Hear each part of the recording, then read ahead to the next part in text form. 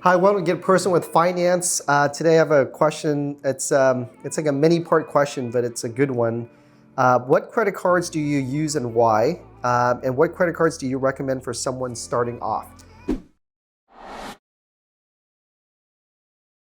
So on this subject of credit cards, it's a great financial tool in my opinion, but one that has gotten people into more trouble than it's really screwed up their financial life because it's like the first financial product that someone would get, and it would really, lack of a better word, would really screw things up for them in terms of their credit and their history and their experience with dealing with finance.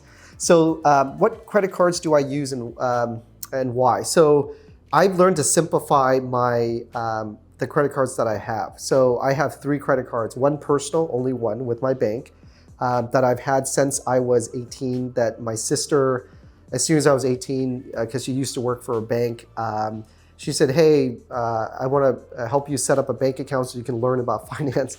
And the bank offered me a credit card. And from that point on, I just kept it with that one bank. Obviously, I have other banking relationships now, of course, with all the 3 major banks. But yeah, that's very simple. And then the 2 other credit cards I have are for my business. So I have 1 personal and 2 for my business to simplify. But when I started, I had several. I think at one point I had a maximum of like 6 cards, but I learned to keep them simple. Now, like what credit cards do I have? I tried different ones. I used to have one that gives like elite hotel, travel, cashback rebate. But of all my experience, the best cards for me that I use now, all of them have cash back, except for one business card. One gives me 2% cash back, and then the other one is it gives me really high points for travel and things like that. That's equals to be about 3% cash back plus 3 or more, depends on the category. But generally, I prefer a simple cash back because I can use my money. And I'm very good at shopping and find deals. So, there you go. I can make it up there. I don't need to be locked into a system of points. I like to be able to use cash that they give me and then use that to find deals.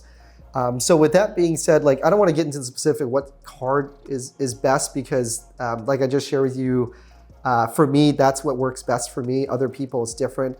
And then I'll quickly jump to like what credit cards do I recommend somebody starting off, because it's going to lead to my other points about credit cards in general. Is the best credit card starting off is the one that you have a banking relationship with, because generally when you're of age, right, you should open up a bank account. And then start squirreling money away, saving money away and putting it into that bank account, and start with that relationship. Think of it this way, you don't want to have multiple relationships because it's hard to manage, right? Have one and stick with it, right? Mine was the one that was closest to my house, right? In that bank, and I'm still with that bank today. They're nationwide. And so it was very easy for me to build a relationship there, keep my finances in one place. And of course, I have a credit card with them as well too. Another thing that was very helpful that my sister did for me was she added me on as a user to one of her credit cards. And so that also helped me build credit as well too. And it was a good way for her to kind of watch over me and make sure that I don't overspend. And she was helping me with, gas money and basic living expense, like really basic, not to like just things that I absolutely need. So I guess where I'm getting at is like what I recommend a credit card to get is nothing fancy. Start with one with your bank where you're gonna open up a checking and savings account and get that credit card there. Yes, I understand that there's a lot of things online, YouTube videos, etc., that promote this is the best credit card, this is the best credit card, no, this is the best, or this and that. Be very careful with those things because you end up with a lot of credit cards and it's hard for you to manage. And it's hard for you to keep track of. Not just that, but you're spreading yourself really thin. The idea with really a credit card is the word credit. You're building credit, right? And so it's important to have that long relationship or an established relationship. And that's why it's good with a bank, because you can easily manage the expenses where you spend and you can transfer the money and pay it off. And it's all in one place when you log in. You don't have multiple. But yes, it's tempting. And just know that the more credit cards you open yourself, it's just more you have to manage. So let's start with that. So be careful. And the other thing with my 2 cents with credit card, again, it's not which one is better than the other. It's just how you use it. They are financial products, and I see it as a tool. So I can be more effective with the way I spend money. Because, like, for example, these are the things that credit card offer that cash does not. One, it's safe, right? Cash, somebody can just steal from you, it can be lit on fire or some, I don't know, whatever, damage, and then it's gone. But credit card is not, right? You're protected. So so let's talk about the benefits, is that you have protection, right? It's better than cash in that regard. You have benefits that they offer, such as insurance, right? Extended warranty that's built into it. There's credit cards like through my bank where if I use it to pay my phone bill, it provides me with free physical phone damage insurance. So if I drop my phone and it's broken or whatever, right? There's a small deductible I pay, but I get a brand new phone free, and I don't have to pay for some type of expensive third-party insurance or the manufacturer insurance. So that's awesome. Like, you get extended warranty, you get discounts. And of course you have 30 days to pay it off, right? And mind you, do not get a credit card if you cannot pay it off in 30 days. As simple as that, end of story. That's the most basic thing. A credit card think of it as you're using it as exactly like cash, and you will pay it in 30 days earlier or on that 30-day mark, and make sure you set up your bank account where in 30 days it pays in full, right? And now there's so many apps on your phone that you can track your spending, etc. So there you go. But here's the underlining problem with credit card, besides the glitz and glamour, is this.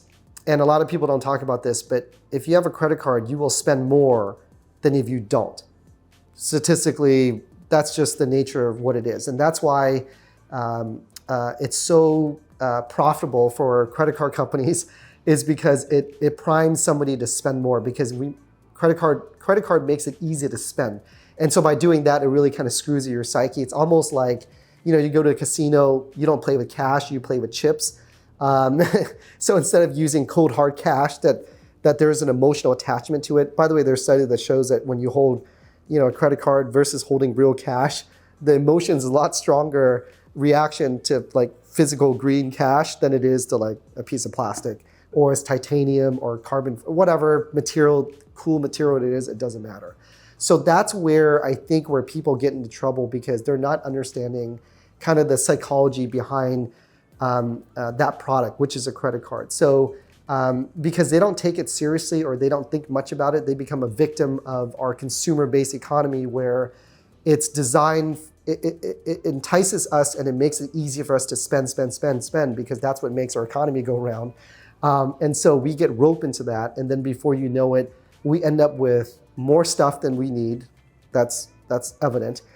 Even like the joke with my clothes, right? I realize I only wear 20% of the other 80% of my clothes. It's like never touched and worn, right?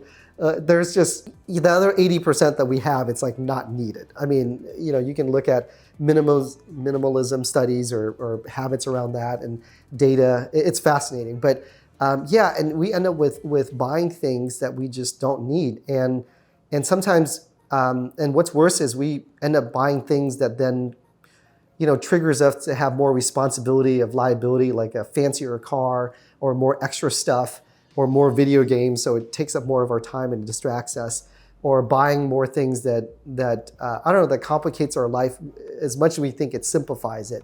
So that's the challenge overall with credit cards, is that people with credit cards spend more than those who don't. But credit cards are great to build credit. But there's other ways to build credit too, by the way. These financial tools benefit those who are disciplined. Basically, they know their priorities. They understand a difference between a want and a need.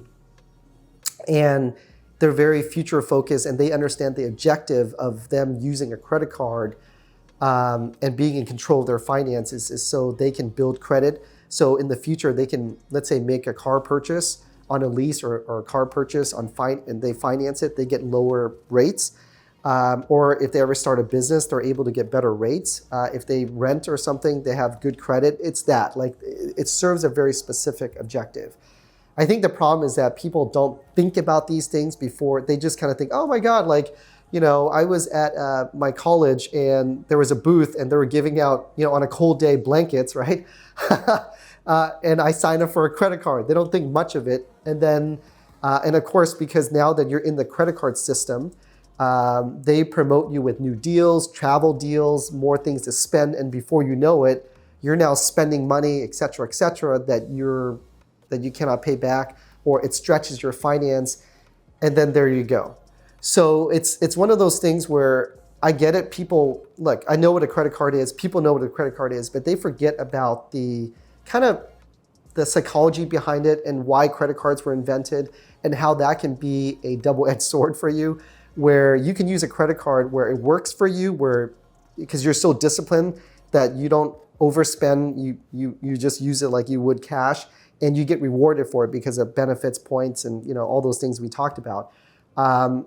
Versus, that thing now drowns you in debt and it adds stress to you and it ruins your credit score, et cetera, basically. So it's something that, again, I cannot say it's bad. I mean, it's good because, for me, I think it's good because I know how to use it, right? Just like anybody that that's good with finances, they understand financial products, right? They're financial tools.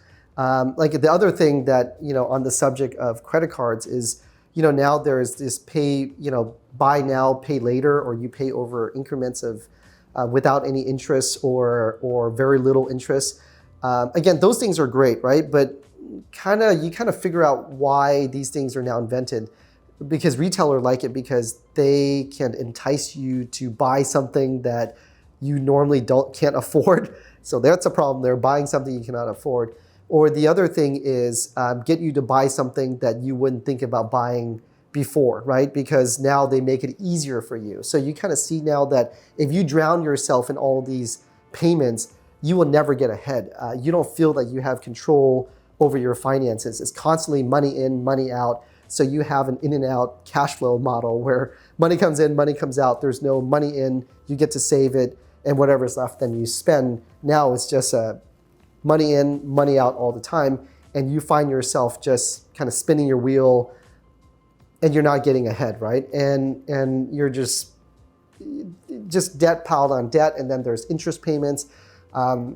So again, it goes to the fact that people like to invest in something that generates a 10% rate of return. Well, your debt balance has a 10% return for the creditor, right? Your creditor or the credit card company or whatever. So they're making 10% off of you, let alone you're trying to make 10% in the market, risking your money, right? So just think about that it's, so credit card is a great instrument. I'm not knocking it. I'm just, what I see that concerns me as a professional and I can share with you my personal experience is that it's not for those who are good with their finances to begin with, where they know their priorities, they know difference between a need and a want, they're disciplined, they can pay things off. That's part of being disciplined, and again, they know the objective, right? The priority is to build credit, so they don't use their credit card as a status symbol. And by the way, guilty as charged. I think when I was 22, I qualify and I have the Black American Express card. So that's a story for later. But for me, that was more of a status thing because when I was younger, it was important for me to show that I had some level of success. And a lot of the people I was surrounded with, they all have, the card, the Centurion card. And so that was great when I was traveling and going places. The concierge is amazing. You have access to great things, but I paid for that. And obviously later on, I no longer have the card because I didn't think it was important, nor do I need it. And it was expensive. So I took the difference and donate that to charity instead. Because the $10,000 back then, the initiation fee is a lot. And then you're paying $5,000 a year too. I don't know what it is today, but again, it was, I had the wrong priorities, and I use it as more of to make me feel better about myself. And guilty as charged, I think a lot of it is that too, because And you know that credit card companies know that too. So they make these credit cards cool, attractive. You can have your pictures of your pet, your family, like I have mine on my personal card. Things like that. So just be very careful that that the tool doesn't then run you, right? That you're in control and you're not being influenced that you're not being influenced where you're the influencer and you're not being influenced by that type of credit card. And especially don't forget, when you sign up for a credit card, your information is out there. And so therefore and no surprise, you'll be getting promotional things in the mail. Like God knows, you name a credit card, I've probably been offered it, right? So, but I learned to keep my finances simple. Actually, as I get more mature in my finances, it's all about simplifying my finances or make it more manageable. There are larger, but just a lot more manageable, and I can quickly get to it. And let's just say I don't worry about, using like a credit card to boost my status or whatever. Yeah, but it was fun. I mean, when you're 22 years old, 21, I guess that was important to me back then, to show that I had some level of success with the clients I was working with and the people I was around. So I guess that's the main point. I just want to make sure I address the question. But yeah, so, all in all, it's really important for us to keep perspective, right? And again, it's a simple question, I know, but my goal is to give you, more perspective. So when you make that decision to get your credit card or find what's best for you, because it's best for you, you're critical about it and kind of ask, how this credit card will actually serve me and where I can be in control, and where you can kind of think these things through before you just kind of nonchalant, oh, I'm just going to get a credit card and maybe a store card or maybe this and that, but not really ask the question, right? Again, start with something simple and then build from there. But again, these financial tools benefit those who are, like I mentioned, who are really good with their finances and are very disciplined, and they know their numbers, right? They know their finances. Other than that, so I wish you the best. Comment, let me know what credit cards that you end up getting for yourself. Again, I'm not promoting anyone in particular. I think they serve very specific purpose.